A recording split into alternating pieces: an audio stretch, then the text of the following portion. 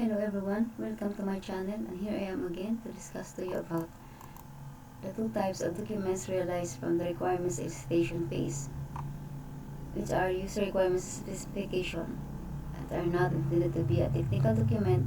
Readers with only a general knowledge of the system should be able to understand the requirements outlined in the URS.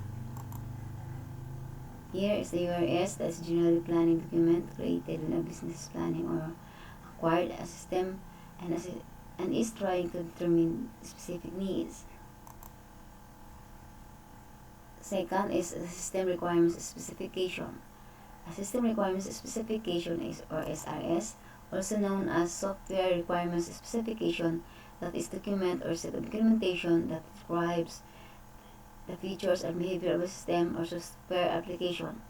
It includes a variety of elements that attempts to define the intended functionality required by the customer to satisfy their different users. And here is the main element of system requirements specification. Number 1, the business drivers. Second, business models.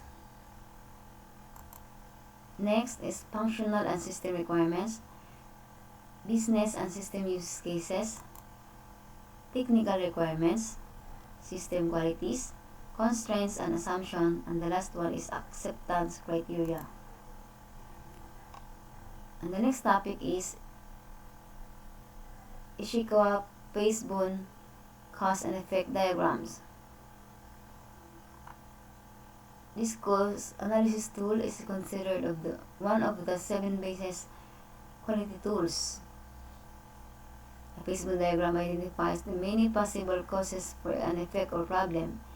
It can be used to structure a brainstorming session, and it immediately sort ideas into useful categories.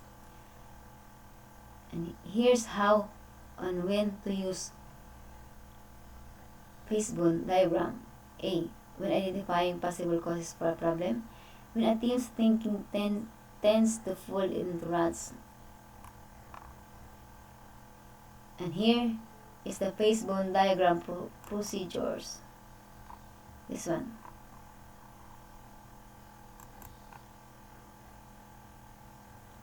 Basebone diagram example. Basebone diagram was drawn by a manufacturing team to try to understand the source of the periodic iron contamination. The team used the six generic headings to prompt ideas. This one. This one.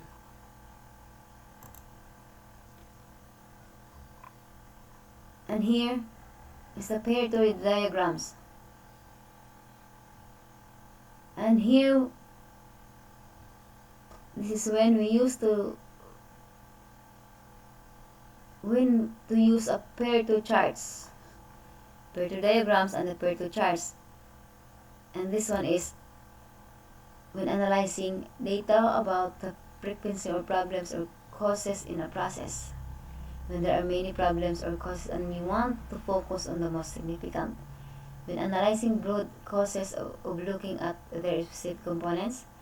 And the last is when communicating with others at your data. And this is belong to when to use a pair to charts. Here is the pair to diagrams. Pair to charts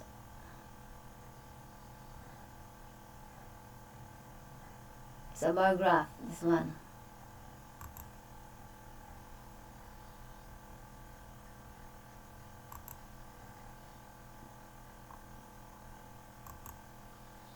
A path chart is a quantitative technique used to rank the multidimensional options of an option set, and most importantly, it is not weighted to allow a quick selection process.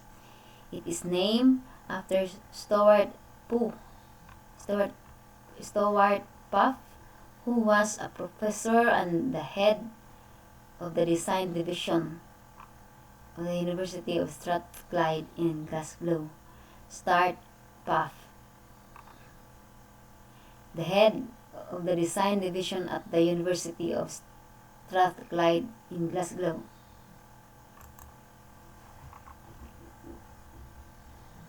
Here, the next topic is how to draw a path chart. This one, like this. This is how to draw the chart. And this is the reason why we need to path the chart, to compare design ideas against the design criteria early in the design process. Next, frequently in engineering for making decision designs. Frequently used in engineering for making design decisions. To rank investment options, vendor options, product options, or any other set of multi-dimensional entities. The last one is to get you to systematically think of the pros and cons of each design alternative relative to your design criteria. The last topic is the quality function deployment or QFD. Quality function deployment, also called matrix product planning, decision matrices, customer-driven engineering. Every organization has customers. Some have only internal customers, some have only external customers, and some have both. When you are working to determine what you need to accomplish to satisfy or even delight your customers, quality functions deployment is an essential tool. Quality functions deployment is an essential tools of this. And we have here the background of the quality function deployment, which is QFD. It's a focused methodology for careful listening to the voice of the customer, and then effectively responding to those needs and expectations. This is first developed in Japan in the 1960s as a form of cause and effect analysis. QFD was brought to the United States in the early 1980s.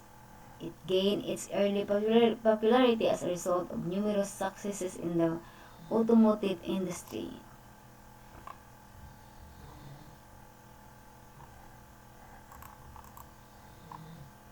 The beginning with the initial matrix, commonly termed the house of quality, in figure 1, this one.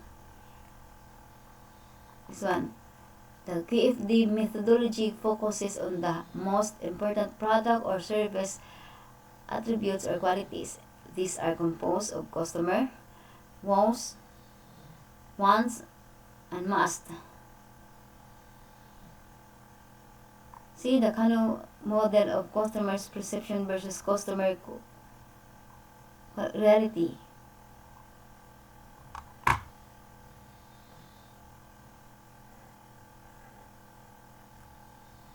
Quality functions deployment,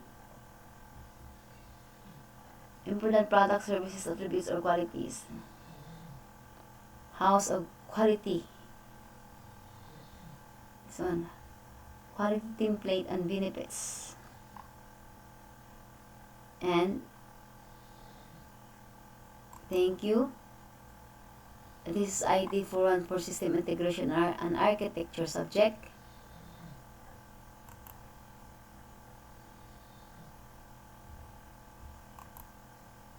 And this is Charmy Author reporting about the two types of document realized from the requirements elicitation phase. Thank you and God bless.